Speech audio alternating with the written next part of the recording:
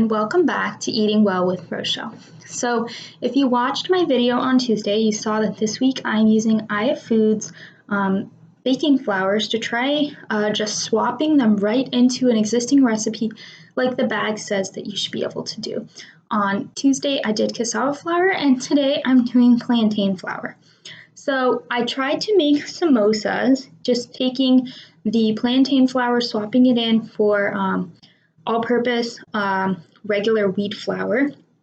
And the bag says that you should be doing this at a 3/4 cup to 1 of the plantain flour to the all-purpose flour. So let's get right into it. Here's what the plantain flour looked like before. Here's kind of what my samosas looked like afterwards. I will admit they are not the prettiest samosas.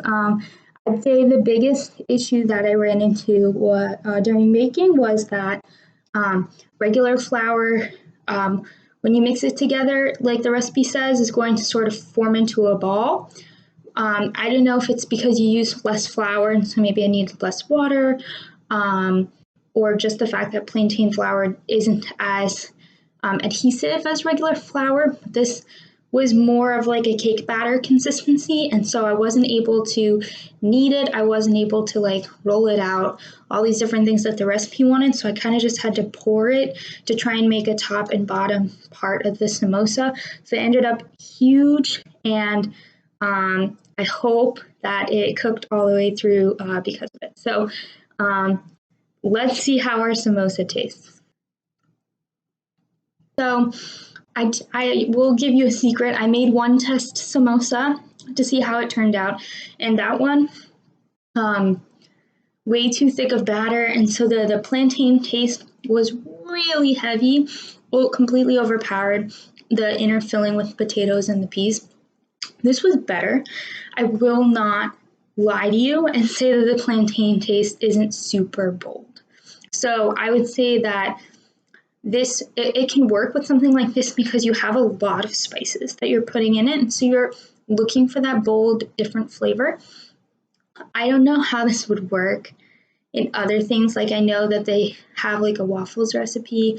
On the bag it says it works well with chocolate. I could see that because it has a very similar taste to bananas. So I would say that when you're cooking with it, you kind of want to incorporate it into something that you're okay with a banana type taste coming out in the food.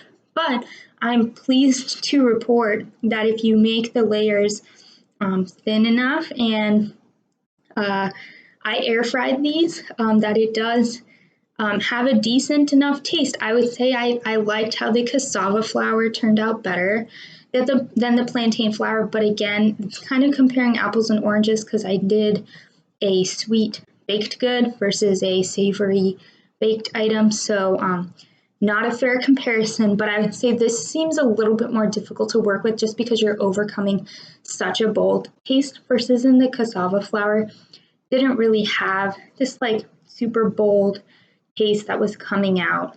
And also the cassava flour, you just get to sub 1 to 1, so you don't run into the issues that I did of like having too watery of dough now and things like that because you're using a comparable amount. So thank you so much for watching. If you've ever cooked with Iya Foods flours or plantain flour in general, feel free to share your thoughts and tips in the comment section below. Don't forget to like this video and subscribe to my channel so you always find out when I post new videos and get updates. And stay safe out there, everyone. Thank you so much, and I'll see you next time.